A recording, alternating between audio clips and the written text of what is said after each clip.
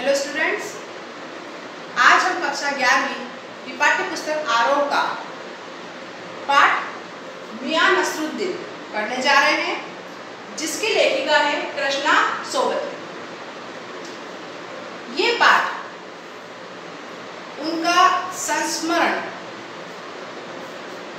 लेखिका कृष्णा सोबती के संस्मरण हम हस्मत उसमें से लिया गया है, जिसका नाम है मियां नसरुद्दीन। पाठ को शुरू करने के पहले हम इसके मुख्य पात्रों को जानें कि इस पाठ में कौन कौन से पात्र हैं। तो पहली चीज तो ये क्या है, संस्मरण है, शब्द चित्र है, मतलब जैसी बातचीत हुई है वहां पर उसी को वैसा का वैसा आपके सामने प्रस्तुत किया है। पर इस पाठ में हम आज इसको एक सारांश के रूप में पढ़ेंगे। इसके मुख्य पात्र हैं मियां नसरुद्दीन, जो कि एक बूढ़े नानबाई हैं। अब नानबाई क्या होता है? नानबाई उन्हें कहा जाता है जो अलग अलग किस्म की रोटियां बनाते हैं। बहुत तरह तरह की रोटियां बनाते हैं, जैसे रुमाली रोटी हो गई, लच्छा पराठा हो गया, तंदूरी रोटी हो गई, मिस्सी रोटी हो गई। ऐसे आजकल हम जनरल रोटियों के नाम जानते हैं, ऐसे बहुत सी तरह की रोटियां बनाने वाले को नानबाई कहते हैं। दूसरे पात्र है मियां बरकत शाही, जो कि वहां उपस्थित नहीं है, लेकिन उनके बारे में वहां पर चर्चा हो रही है, जो कि कौन है? मियां नसरुद्दीन के वालिद हैं। वालिद का मतलब होता है पिता। दूसरी चीज ये है, वो उनके जो पिता थे मियां बरकत शाही, उनका एक उपनाम और था जिस नाम से वो फेमस थे, गढ़ैया वाले नानबाई। तीसरे पात्र हैं दादा साहिब जो थे उनके, जिनका नाम था कल्लण। ये भी वहां उपस्थित नहीं है, लेकिन इनका चित्र भी वहां पर आता है। और चौथे आते हैं कारीगर, जो उनके मियां नसरुद्दीन के काम करने वाले कारीगर हैं, जिनका नाम है बब्बन मियां। इन पात्रों के साथ जो विशेष मुख्य पात्र है, जो इस कहानी के इस संस्मरण के सूत्रधार है, वो हमारी लेखिका कृष्णा सोबती। आइए हम इस पाठ को शुरू करते हैं। यहाँ पर तो पाठ ऐसा है कि कृष्णा सोबती जी एक बार कहीं जा रही होती हैं, तो जामा मस्जिद के पास से जब निकलती है, तो गढ़ैया वाला जो मोहल्ला होता है, जो नगर होता है, जब वहां से निकलती है तो अचानक से एक जगह रुक जाती है और देखती है कि ढेर सारा आटे का ढेर पड़ा है। पहला मन में प्रश्न उनके आता है कि शायद बहुत सारी सेवैयां बनती होगी यहाँ, लेकिन जब पता करा तो पता चला कि ये तो उन्हीं प्रसिद्ध मियां नसरुद्दीन की दुकान पर पहुंच गई है, जो कि नानबाई बनाने के प्रसिद्ध है। और वो लगभग 56 किस्म की नानबाई रोटियां बनाते हैं। नानबाई बनाने वाले हैं, लेकिन वो कितने तरह की रोटियां बनाते हैं? नानबाई बनाने वाला मतलब जो तरह तरह की रोटियां बनाता है, वो 56 किस्म की रोटियां बनाते हैं।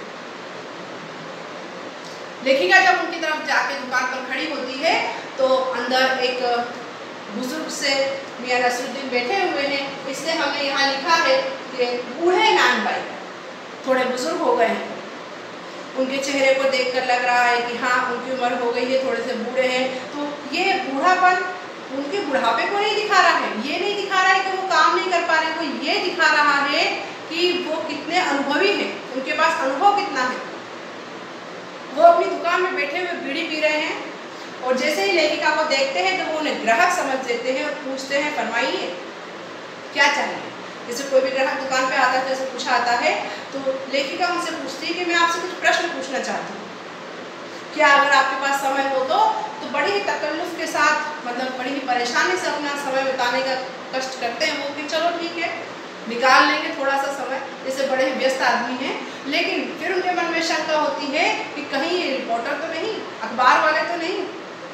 वो पूछ लेते हैं कि आप अखबार वाले हो क्या, और साथ ही साथ अपने जानकारी भी देते हुए जाते हैं, अपने विचार भी बताते हुए जाते हैं कि उन्हें अखबार में लिखने वाले लोग और अखबार को पढ़ने वाले लोग, अखबार को छापने वाले लोग सब बेकार लगते हैं। उन्हें लगता है जिनके पास कोई काम नहीं होता है, वो अखबार छापते हैं और अखबार पढ़ते हैं। ये किसका कहना है? मियां नसरुद्दीन का कहना है।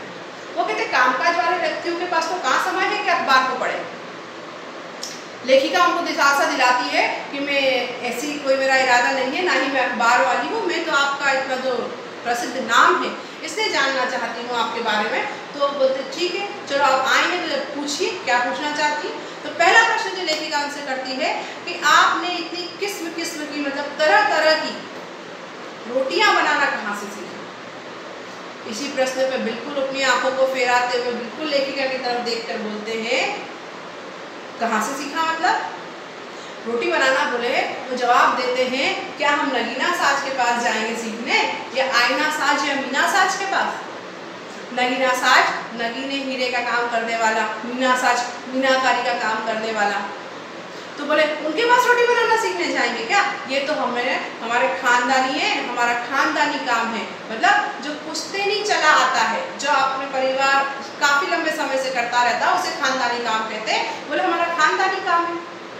बिल्कुल हमने ये काम सीखा है हमारे वालिद से, मियाँ बरकत शाही से, जिन्हें बड़े ही प्रसिद्ध व्यक्ति थे और पूरे ही क्षेत्र में आसपास के पूरे एरिया में वो प्रसिद्ध थे।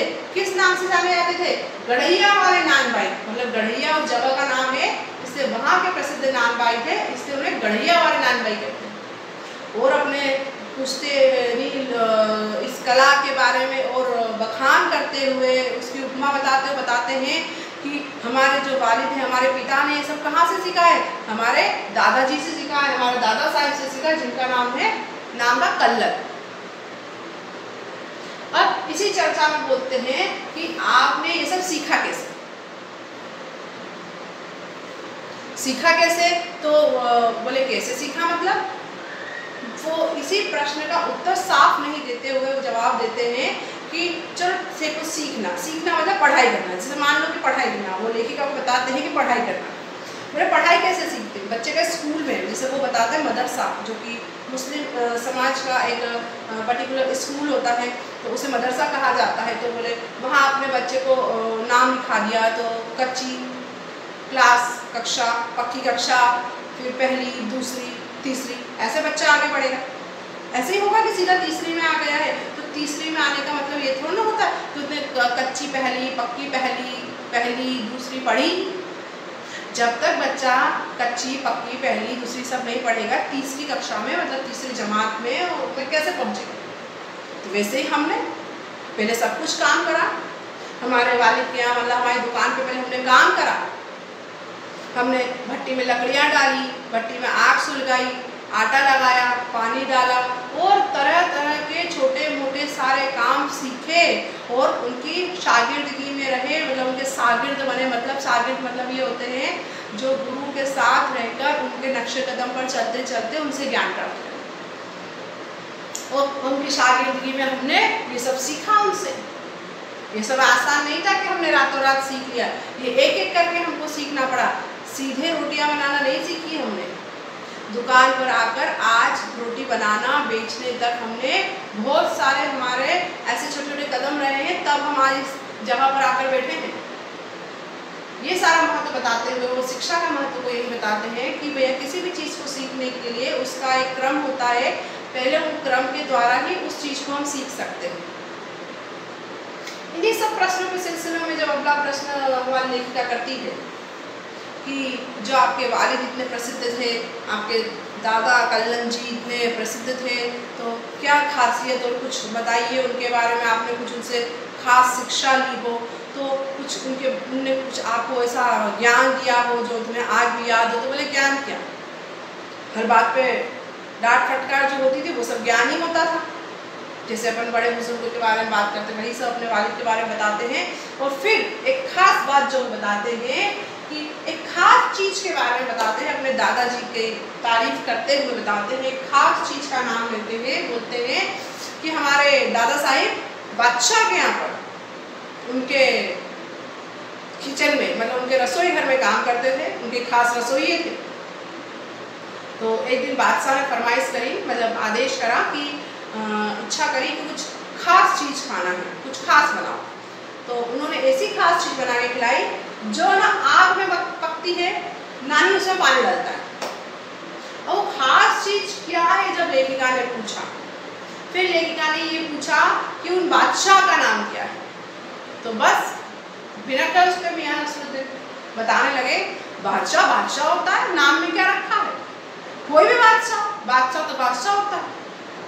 यही सब बातों को बोलते हुए घुमाते हुए ना तो बादशाह का नाम बताना उचित समझते हैं, ना ही उस खास चीज का नाम बताना उचित समझते हैं। इसी के साथ जब आगे कहानी बढ़ती है, आगे क्या उनका वार्तालाप और चर्चाएं बढ़ती है, तो जब उनसे और पूछती है लेखिका कि ये सब जो आपने सीखा है, आपको जो इतनी 56 तरह की रोटियां बनानी आती है, उसके बारे में कुछ बताइए। तो उसके बारे में जब वो बताने लगते हैं, तो बताने से पहले जब वो इनकी बातों से थोड़ा सा चिढ़ जाते हैं, लेखिका की बातों से, कि वो बार बार प्रश्न करी जा रही है उनसे, और वो किसी भी बात का सीधा जवाब दिए बिना वो बातों को ही वापस उन्हीं प्रश्नों को प्रश्न बना देते हैं। और इसी चिढ़ के साथ वो एकदम से आवाज देते हैं बब्बर मियाँ। वो कहते हैं भट्टी सुलगाओ। भट्टी सुलगाना मतलब वापस काम का समय हो गया है, बीड़ी बीड़ी पी ली, आराम हो गया उनका, तो भट्टी सुलगाओ और फिर से नान बाइयाँ बनाना शुरू करें। उन्हें एक तरह से लेखिका की बातें कहीं व्यर्थ भी लगने लगती है। तो इसी आदेश के साथ जब बब्बर मियाँ आते हैं तो वो तुरंत पूछ लेती हैं लेखिका के बब्बर मियाँ। तो फिर वो अपनी भौहों को तुनका कर बोलते हैं कि बब्बर मियाँ कारीगर है हमारे। वो बताती है कि आप क्या, वो बताते हैं कि पूछती है कि क्या आप इन्हें भी नान बाइयाँ बनाना, रोटियाँ बनाना सिखा रहे हैं। तो बोले कि हम सिखा रहे हैं तो कोई फ्री में हमारे यहाँ पे काम नहीं कर रहे, मतलब मुफ्त में कोई हमारे यहाँ काम नहीं कर रहे, मतलब कि ऐसा नहीं है कि वो हमारे मुफ्त में काम कर रहे हैं और हम उनको रोटी बनाना सिखा रहे हैं। वो बोलते कि ये हमारे कारीगर हैं, ये हमारे रहेंगे तो बिल्कुल हमारे यहाँ जो होगा, जो मैं करूँगा ये सीखेंगे, वो ये बताना चाहते हैं। लेकिन अगर कारीगर को रखा है तो उसे वेतन भी दे रहे हैं, उसे सैलरी भी दे रहे हैं, उसको एवज में उसका वेतन दिया जा रहा है, जो कि वो बताते हैं कि आटे के ऊपर, वो मैदे के ऊपर 4 आने, 8 आने, 2 आने, ऐसा कुछ निश्चित करा है उन्होंने वेतन, जो कि वेतन उसको दिया जाता है।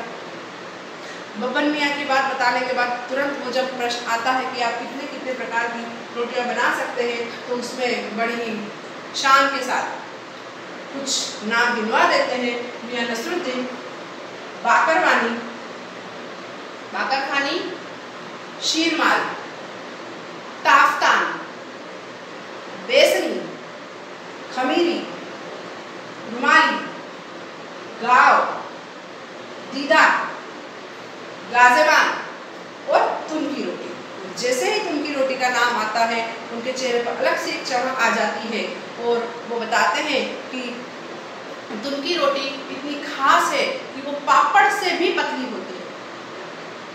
और इसी के साथ वो लेखिका के साथ अपनी चर्चा को खत्म करना चाहते हैं और उन्हें बोलते हैं कि अब मैं अपने काम पर लगूंगा, अपनी भट्टी चालू कर दी है मैंने, लेकिन किसी दिन समय रहेगा तो आप आइएगा जरूर, ये तुनकी रोटी आपको जरूर खिलाई जाएगी जो कि पापड़ से भी पतली होती है।